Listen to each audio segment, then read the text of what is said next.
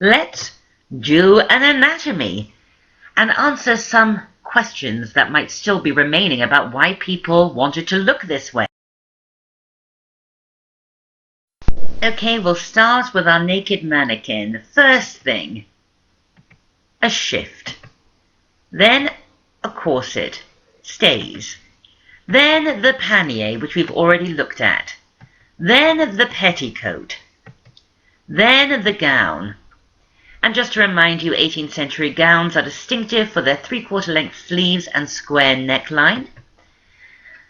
And gowns were called mantuas often. We've already met the mantua. A mantua is a dress that's made out of the same fabric, the top and the bottom.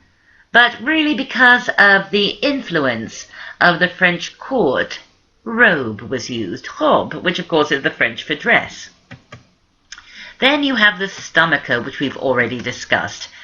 Engagions, I said we'd meet those again. Engagions, they are the lace sleeves that were attached and detached to the sleeve of the dress. And then a choker, a collier, a choker. Sometimes they were very ruffled and fancy, but there was a real craze just to have a very simple black ribbon tied around your neck. This was considered extremely hot, and the simplicity of it really highlights, doesn't it, how complicated the rest of the dress is. That minimalist touch really highlights and shows off the fanciness of everything else.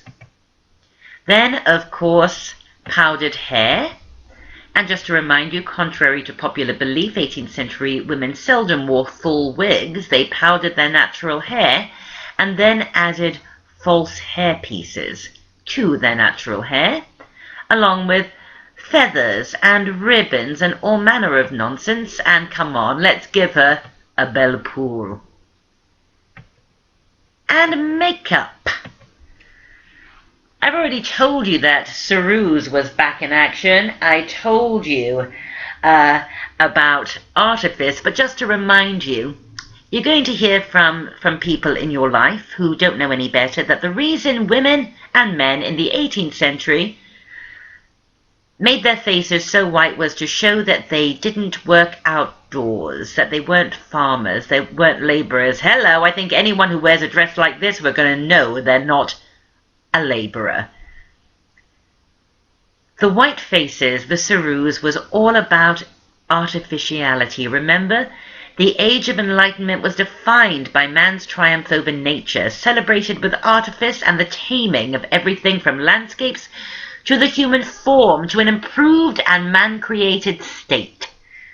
It had nothing to do with trying to look like you didn't work on a farm.